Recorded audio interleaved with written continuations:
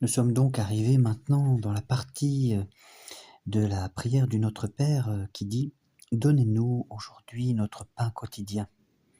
Nous allons voir le sens de cette oraison dominicale, comme on l'appelle, et cette quatrième demande et les autres qui suivent ont pour objet spécial et nettement exprimé les biens propres de l'âme et du corps.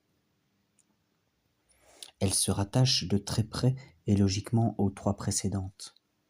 Tel est en effet l'ordre et la disposition de l'oraison dominicale, qu'après avoir demandé à Dieu ce qui se rapporte directement à lui, c'est-à-dire Notre Père qui êtes aux cieux, que votre nom soit sanctifié, que votre règne vienne, que votre volonté soit faite, sur la terre comme au ciel. Donc là, ça concerne Dieu. Et bien donc cette deuxième partie, on va dire, de cette prière du Notre Père, regarde surtout ce qui concerne le corps et la conservation de la vie présente. De même, en effet, que les hommes doivent se porter vers Dieu comme vers leur fin dernière, de même aussi, et par une raison identique, les biens de la vie humaine sont subordonnés aux biens du ciel. Et nous ne devons les désirer et les demander qu'autant que l'ordre providentiel le permet, ou bien parce qu'ils nous servent de moyens pour acquérir les biens divins et pour atteindre le but que nous devons toujours nous proposer. Ce but, c'est notre fin dernière. En d'autres termes, le royaume et la gloire du Père céleste. Et cette fin, nous ne pouvons l'obtenir que par l'observation des commandements de Dieu et de toutes ses volontés. Ainsi, tout ce qui est renfermé dans cette demande, avec toute la portée qu'elle possède, nous devons le rapporter exclusivement à Dieu et à sa gloire. Voyons maintenant de quelle manière il faut demander les biens de la vie. Donc, il est question ici du pain quotidien. Eh bien, les pasteurs, les prêtres qui enseigneront les fidèles devront s'appliquer à bien leur faire comprendre qu'en demandant des choses qui touchent à l'usage et à la jouissance des biens terrestres, nous devons toujours diriger notre cœur et nos désirs sur les prescriptions de Dieu sans nous en écarter aucunement. Car c'est principalement en demandant ces biens vains et fragiles que nous tombons dans la faute que nous reproche l'apôtre. Dans sa lettre aux Romains, chapitre 8, il écrit « Pareillement, l'Esprit vient au secours de notre faiblesse, car nous ne savons pas quoi demander pour prier comme il faut. Mais l'Esprit lui-même intercède pour nous en des gémissements ineffables. »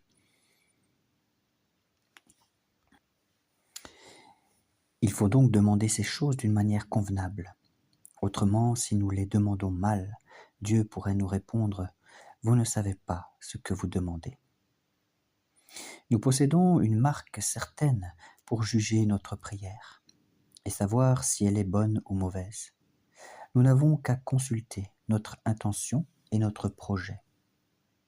Ainsi, demander les biens de la terre comme s'ils étaient des biens véritables, s'y arrêter et s'y reposer comme dans sa fin dernière, sans rien désirer au-delà, ce n'est évidemment pas prier comme il faut.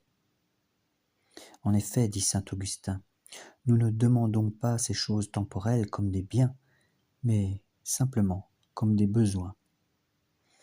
Et l'apôtre saint Paul, écrivant aux Corinthiens, enseigne positivement que tout ce qui regarde les nécessités de la vie doit être rapporté à la gloire de Dieu. Soit que vous mangiez, dit-il, soit que vous buviez, soit que vous fassiez quelque autre chose, faites tout pour la gloire de Dieu. Afin de faire sentir aux fidèles l'extrême nécessité de cette demande, les prêtres qui enseignent leur mettront sous les yeux, en quelque sorte, les choses dont nous avons besoin pour la nourriture et la conservation de notre vie. Et pour leur rendre cette démonstration plus sensible, ils feront bien de comparer les besoins de notre premier Père, le Seigneur, avec ceux de ses descendants. Il est vrai que dans cet état de parfaite innocence où il avait été créé, et dont il fut privé par sa faute avec toute sa postérité, il eût été obligé de recourir à la nourriture pour réparer ses forces. Mais quelle différence entre ses besoins et les nôtres! Il ne lui fallait ni vêtements pour se couvrir, ni habitation pour s'y retirer, ni armes pour se défendre, ni remède pour se guérir, ni beaucoup d'autres choses qui nous sont nécessaires à nous pour protéger notre faiblesse et notre fragilité naturelle. Il lui suffisait, pour se rendre immortel, de manger le fruit précieux que l'arbre de vie lui aurait procuré sans aucun travail de lui ou de ses descendants. Cependant, au milieu de toutes les délices de ce paradis, l'homme ne devait pas rester oisif, c'est-à-dire inactif. C'était pour travailler que Dieu l'avait placé dans ce séjour de bonheur. Mais aucune occupation ne lui eût été pénible, aucun devoir désagréable. Il aurait recueilli perpétuellement les fruits les plus précieux de la culture de ces heureux jardins. Ni ses espérances, ni son travail ne l'auraient jamais trompé. Mais sa postérité n'a pas été seulement privée du fruit de l'arbre de vie, mais elle s'est encore vue condamnée par cette sentence effroyable. Dans la Genèse chapitre 3, il est dit que la terre est maudite dans votre travail. Vous mangerez de ses fruits dans vos travaux tous les jours de votre vie. Elle vous produira des ronces et des épines, et vous mangerez les herbes de la terre. À la sueur de votre front, vous vivrez de votre pain, jusqu'à ce que vous retourniez à la terre d'où vous avez été tirés. Vous êtes poussière, et vous retournerez à la poussière. Il nous est donc arrivé tout le contraire de ce que nous eussions éprouvé, Adam et nous, s'il eût été fidèle au commandement de Dieu. Tout a été retourné et changé de la manière la plus déplorable. Et ce qu'il y a de plus malheureux pour nous, c'est que, très souvent, les plus grandes dépenses, les travaux les plus durs, les sueurs elles-mêmes, tout reste vain et sans résultat. Les grains confiés à une terre ingrate sont étouffés par les mauvaises herbes qui les couvrent, ou bien ils périssent, détruits par les pluies, le vent, la grêle, la chaleur ou la rouille, de sorte que l'on voit le labeur de toute une année réduit à rien en un instant par quelque injure de l'air ou des saisons. Malheur trop mérité par l'énormité de nos fautes qui éloignent Dieu de nous et l'empêchent de bénir nos efforts. Ainsi s'accomplit la terrible sentence prononcée contre nous dès le commencement. Les pasteurs voudront bien insister sur ce point, afin que les fidèles n'ignorent pas que c'est par leur faute que les hommes éprouvent ces maux et ces calamités. Et afin qu'ils comprennent aussi que si d'une part il faut travailler et souffrir pour se procurer les choses nécessaires à la vie, d'autre part, toute espérance sera trompeuse, tout effort inutile, si Dieu ne bénit pas nos travaux. L'apôtre Paul nous dit, dans sa première lettre aux Corinthiens, « Car ni celui qui plante n'est quelque chose, ni celui qui arrose, mais Dieu est tout, car il donne l'accroissement. » Et dans le psaume 126, il est écrit, « Si Dieu lui-même ne bâtit pas la maison, ceux qui l'élèvent travaillent en vain. » C'est pourquoi les pasteurs enseigneront que nous avons besoin d'une multitude de choses, soit pour conserver notre vie, soit pour la passer d'une manière agréable. Lorsque les fidèles auront conscience de ces besoins et de l'infirmité de notre nature, ils se sentiront obligés de recourir au Père céleste et de lui demander humblement les biens de la terre et du ciel.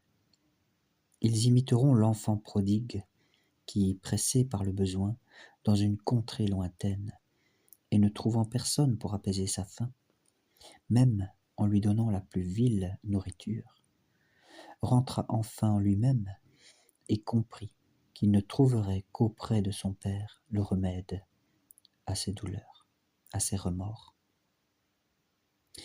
Mais ce qui augmentera encore la confiance des fidèles dans cette prière, ce sera de penser que Dieu, dans sa bonté infinie, est toujours attentif à la voix de ses enfants.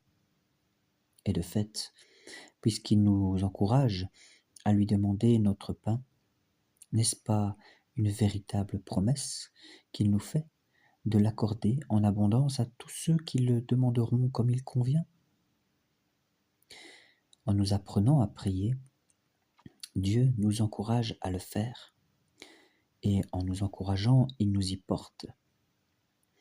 Et en nous y portant, il promet, et en promettant, il fait naître en nous l'espérance certaine d'être exaucé. Après avoir excité et enflammé l'ardeur des fidèles, le pasteur ne manquera pas de leur expliquer ensuite ce que l'on sollicite comme fruit de cette demande. Et d'abord, quel genre de pain est-ce que nous demandons? Ce nom de pain dans la Sainte Écriture signifie beaucoup de choses, mais spécialement les deux suivantes. Premièrement, tout ce qui sert à notre nourriture, et en général à tous les besoins du corps, mais secondement, toutes les grâces que Dieu nous accorde pour la vie de notre âme et pour notre salut. C'est sur l'autorité des saints-pères de l'Église, très affirmatif sur ce point, que nous demandons tout ce qui est nécessaire pour notre vie terrestre. Il ne faut donc pas écouter ceux qui prétendent qu'il n'est pas permis à des chrétiens de demander à Dieu les biens matériels de cette vie. C'est une erreur combattue par tous les pères et contraire à un grand nombre d'exemples dans l'Ancien et le Nouveau Testament. Ainsi, Jacob, dans la Genèse, chapitre 28, disait « Si le Seigneur est avec moi, qu'il me garde dans la route que je fais, et qu'il me donne du pain pour me nourrir et des vêtements pour m'habiller, et que je retourne heureusement à la maison de mon Père. Le Seigneur sera mon Dieu, et cette pierre que j'ai élevée pour témoignage sera appelée maison de Dieu, et je lui offrirai la dîme de tout ce qu'il m'aura donné. » Salomon, dans sa prière, dans les Proverbes 30, chapitre 30, demandait aussi ce qui est nécessaire à la vie matérielle. Lorsqu'il faisait cette prière, « Ne me donnez ni la pauvreté, ni les richesses, mais accordez-moi seulement les choses nécessaires pour ma subsistance. » Et notre Sauveur lui-même ne nous ordonne-t-il pas de demander des choses dont personne n'oserait nier qu'elles se rapportent à la vie du corps? Il dit, dans l'évangile de Matthieu, chapitre 24, « Priez que votre fuite n'arrive pas en hiver, ni le jour du sabbat. » Et que dirons-nous de saint Jacques, dont voici les paroles dans son chapitre 5. « Si quelqu'un de vous est triste, qu'il prie. S'il est dans la joie, qu'il chante. » Que dirons-nous, enfin, de l'apôtre saint Paul, qui parlait ainsi aux Romains? Il dit « Je vous conjure, mes frères, par notre Seigneur Jésus-Christ et par la charité du Saint-Esprit, de m'aider dans vos prières pour moi auprès de Dieu, afin que je sois délivré des infidèles qui sont en Judée. » Ainsi donc, puisque Dieu permet aux fidèles de lui demander le secours des biens temporels, et que d'autre part notre Seigneur nous a laissé une formule de prière qui renferme tous nos besoins, il est impossible de douter que sur les 7 demandes que la prière contient, il n'y en ait pas au moins une pour ces sortes de biens. Nous demandons le pain quotidien, c'est-à-dire ce qui est nécessaire à la vie, et par là nous devons entendre, bien sûr, les vêtements pour nous couvrir et les aliments pour nous nourrir, quelle que soit d'ailleurs cette nourriture, pain, viande, poisson ou toute autre chose. C'est dans ce sens que nous voyons ce mot employé par le prophète Élisée lorsqu'il avertit le roi d'Israël de fournir du pain aux soldats assyriens, car on leur donna toutes sortes d'aliments en abondance. Voici également ce que nous lisons de Jésus-Christ. Dans l'évangile de Luc, chapitre 14, Jésus entra un jour de sabbat dans la maison de l'un des principaux pharisiens pour y manger le pain, c'est-à-dire pour y prendre un repas, lequel se compose du boire et du manger. Mais pour bien marquer le sens précis de cette demande, il ne faut pas perdre de vue que par ces mots de pain, nous entendons signifier non pas des mets et des vêtements recherchés et nombreux, mais seulement le simple nécessaire. C'est la pensée de l'apôtre Paul dans ce passage de la lettre à Timothée. Ayons de quoi nous nourrir et nous vêtir, soyons contents. Il dit dans une autre traduction, tant que nous avons le vêtement et la nourriture, cela nous suffit. Et Salomon, que nous avons déjà cité, ne demandait pas autre chose. Dans le 30e chapitre du Proverbe, il dit « Donnez-moi seulement ce qui est nécessaire pour ma subsistance ». Le mot « notre » qui accompagne celui de pain nous rappelle aussi cette modération et cette frugalité dont nous parlons. En effet, lorsque nous disons « notre pain », nous demandons positivement le pain de la nécessité, et non pas le pain du luxe. Et il faut remarquer de plus que nous disons « notre », non pas parce que nous pouvons nous le procurer par notre travail et sans le secours de Dieu, car toutes les créatures, dit David en s'adressant à Dieu, attendent que vous leur donniez leur nourriture au temps marqué. Vous la donnerez et elles la recevront. Vous ouvrirez votre main, dit-il, et elles seront toutes rassasiées de vos biens.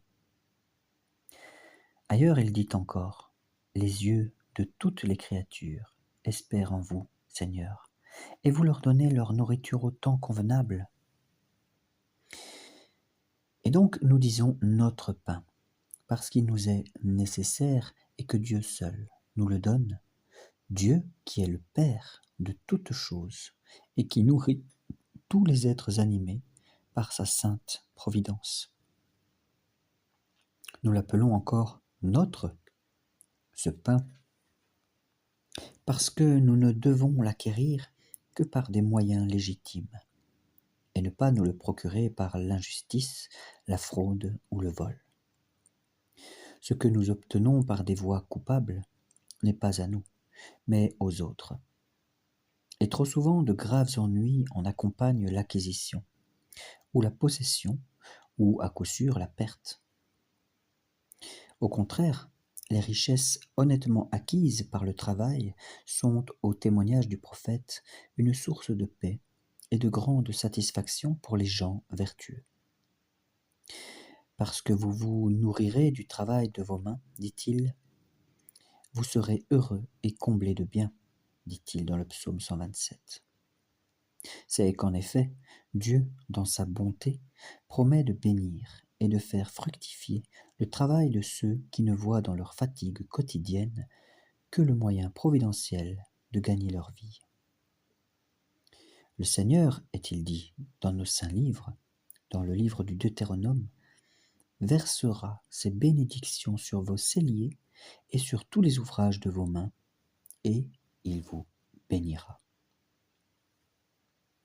Nous verrons dans la prochaine vidéo que l'expression « donne-nous notre pain quotidien » est aussi un pain spirituel et nécessaire à notre âme.